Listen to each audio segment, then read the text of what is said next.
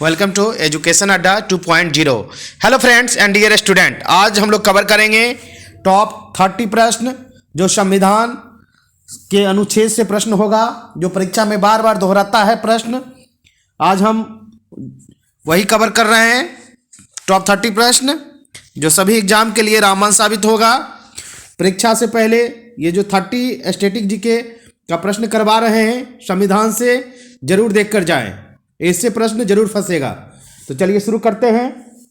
शुरू करने से पहले एजुकेशन अड्डा 2.0 को लाइक एंड सब्सक्राइब जरूर करें, तथा आपको यह सेशन अच्छा लग रहा है तो अपने दोस्तों में भी शेयर करें।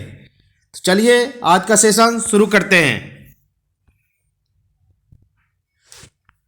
पहला प्रश्न है, दिए गए विकल्पों में से लोकसभा के अध्यक्ष अपना त्याग पत्र किसे सौंपते हैं? ऑप्शन ए राष्ट्रपति को, ऑप्शन बी लोकसभा उपाध्यक्ष को, ऑप्शन सी राष्ट्रपति को, ऑप्शन डी प्रधानमंत्री को। याद रखिएगा, लोकसभा का अध्यक्ष अपना त्याग पत्र जो है राष्ट्रपति को सौंपता है। विकल्प सी हमारा करेक्ट होगा। अगला प्रश्न देखिए। अगला प्रश्न है, किस अनुसूची में 22 भाषाओं को मान्यता दी गई है? ऑप्शन ए 7वीं अनुसूची, ऑप्शन बी 6ठी, ऑप्शन सी 8वीं, ऑप्शन डी पहली। याद रखिएगा, 22 भाषाओं को मान्यता दी गई है 8वीं अनुसूची में। विकल्प सी हमारा करेक्ट होगा। अगला प्रश्न देखिए। अगला प्रश्न है, दल बदल के आधार पर निर्वाचित सदस्यों की योग्यता संबंधित विवरण किस अनुसूची में है? ऑप्शन ए 2री, ऑप्शन बी 3री, ऑप्शन सी 9वीं, ऑप्शन सी 10वीं। तो दल बदल के आधार पर निर्वाचित सदस्यों की योग्यता जो है 10वीं अनुसूची में है। विकल्प डी हमारा करेक्ट होगा। अगला प्रश्न देखिए, किस राज्य में संविधान की 6ठी अनुसूची लागू नहीं होता है? किस राज्य में संविधान की 6ठी अनुसूची लागू नहीं होता है? Option A Manipur, option B Mizoram, option C Nagaland और ऑप्शन डी मेघालय। याद रखिएगा, मणिपुर और नागालैंड में 6ठी अनुसूची लागू नहीं है ना। मणिपुर में भी नहीं है और नागालैंड में, यानी कि ए और सी हमारा दोनों विकल्प सही होगा। अगला प्रश्न देखिए, किस राज्य के आरक्षण विधेयक को 9वीं अनुसूची में सम्मिलित किया गया है? किस राज्य के आरक्षण विधेयक को 9वीं अनुसूची में सम्मिलित किया गया है? Option A Rajasthan, option B Punjab, option C Tamil Nadu और ऑप्शन डी महाराष्ट्र। तो जो है 9वीं अनुसूची में सम्मिलित किया गया है तमिलनाडु को। विकल्प सी हमारा करेक्ट होगा। अगला प्रश्न देखिए। अगला प्रश्न है, भारतीय संविधान की कौन सी अनुसूची राज्य में नामों की सूची तथा राज्य क्षेत्र का ब्यौरा देती है? ऑप्शन ए 3री, ऑप्शन बी पहली, ऑप्शन सी 4थी और ऑप्शन डी 7वीं। याद रखिएगा, पहली अनुसूची में राज्यों की नामों की सूची और राज्य क्षेत्रों का ब्यौरा देती है। विकल्प हमारा बी सही होगा। अगला प्रश्न देखिए। अगला प्रश्न है, किस संशोधन द्वारा भारतीय संविधान में 9वीं अनुसूची परिवर्तित हुई है? ऑप्शन ए द्वितीय संशोधन द्वारा, ऑप्शन बी तृतीय संशोधन द्वारा, ऑप्शन सी चतुर्थ संशोधन द्वारा और ऑप्शन डी प्रथम संशोधन द्वारा। तो भारतीय संविधान में 9वीं अनुसूची जो परिवर्तित हुआ है प्रथम संशोधन द्वारा। विकल्प डी हमारा करेक्ट होगा। अगला प्रश्न देखिए, किस आर्टिकल के अंतर्गत उपराष्ट्रपति पद की व्यवस्था की गई है? किस आर्टिकल के अंतर्गत उपराष्ट्रपति पद की व्यवस्था की गई है? Option A 61, option B 63, option C 65 और ऑप्शन डी 67। तो आर्टिकल जो है 63 के अंतर्गत ही उपराष्ट्रपति पद की व्यवस्था की गई है। विकल्प बी हमारा करेक्ट होगा। अगला प्रश्न देखिए, वित्तीय आपात की घोषणा किस आर्टिकल के अंतर्गत होती है? वित्तीय आपात की घोषणा किस आर्टिकल के अंतर्गत होती है? Option A article 352, option B article 356, option C article 360, option D article 370। तो आर्टिकल 360 के अंतर्गत ही वित्तीय आपात की घोषणा की जाती है। विकल्प सी हमारा करेक्ट होगा। अगला प्रश्न देखिए, भारत का प्रधानमंत्री बनने के लिए न्यूनतम उम्र कितनी होनी चाहिए? ऑप्शन ए 25 वर्ष, ऑप्शन बी 30 वर्ष, ऑप्शन सी 35 वर्ष, ऑप्शन डी 21 वर्ष। याद रखिए, प्रधानमंत्री बनने के लिए न्यूनतम उम्र जो होती है 25 वर्ष। विकल्प ए हमारा करेक्ट है। अगला प्रश्न देखिए, किस अनुसूची में केंद्र और राज्यों के बीच शक्तियों के बंटवारा का वर्णन किया गया है? ऑप्शन ए द्वितीय अनुसूची में, ऑप्शन बी चौथी अनुसूची में, ऑप्शन सी 7वीं अनुसूची में, ऑप्शन डी 8वीं अनुसूची में। केंद्र और राज्यों के बीच जो शक्ति का बंटवारा किया गया है वह 7वीं अनुसूची में किया गया है। विकल्प सी हमारा करेक्ट होगा। अगला प्रश्न देखिए, समवर्ती सूची किस राज्य से संबंधित नहीं है? Option A Arunachal Pradesh, option B Tripura से, ऑप्शन सी बिहार से, ऑप्शन डी जम्मू कश्मीर से। तो समवर्ती सूची जम्मू कश्मीर में लागू नहीं होता है। विकल्प डी हमारा करेक्ट होगा। अगला प्रश्न देखिए, अगला प्रश्न है, संविधान लागू होने के समय समवर्ती सूची में कितने विषय थे? संविधान लागू होने के समय समवर्ती सूची में कितने विषय थे? ऑप्शन ए 49 विषय, ऑप्शन बी 47 विषय, ऑप्शन सी 51 विषय और ऑप्शन डी 54 विषय। तो जिस समय संविधान लागू हुआ था उस समय समवर्ती सूची में 47 विषय था। विकल्प बी हमारा करेक्ट होगा साथियों, विकल्प बी। अगला प्रश्न देखिए, अगला प्रश्न है, मूलतः राज्य सूची में कितने विषय है? मूलतः राज्य सूची में कितने विषय है? ऑप्शन ए 66 विषय, ऑप्शन बी 67 विषय, ऑप्शन सी 69 विषय और ऑप्शन डी 71 विषय। याद रखिएगा, राज्य सूची में मूलतः जो है 66 विषय है। विकल्प ए हमारा करेक्ट होगा। अगला प्रश्न देखिए, मूलतः संघ सूची में कितने विषय है? ऑप्शन ए 99 विषय, ऑप्शन बी 97 विषय, ऑप्शन सी 101 विषय और ऑप्शन डी 98 विषय। याद रखिए, 97 विषय जो है संघ सूची में वर्णित है। संघ सूची में 97 विषय है। विकल्प बी हमारा करेक्ट होगा। अगला प्रश्न देखिए, संविधान की द्वितीय अनुसूची का संबंध किससे है? संविधान की द्वितीय अनुसूची का संबंध किससे है? ऑप्शन ए नए राज्यों के निर्माण से, ऑप्शन बी महत्वपूर्ण पद अधिकारियों के वेतन भत्तों से, ऑप्शन सी संसद से और ऑप्शन डी राष्ट्रपति चुनाव से। याद रखिएगा, संविधान की द्वितीय अनुसूची जो है उनके महत्वपूर्ण पद अधिकारियों के वेतन भत्तों से है। विकल्प बी हमारा करेक्ट होगा। अगला प्रश्न देखिए, अगला प्रश्न है, राष्ट्रीय पिछड़ा आयोग का गठन किस आर्टिकल के अंतर्गत किया गया है?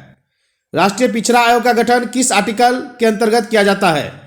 Option A article 340, option B article 341, option C article 257, option D article 340 का। याद रखिएगा, राष्ट्रीय पिछड़ा आयोग का जो गठन किया गया है आर्टिकल 340 के अंतर्गत किया गया है।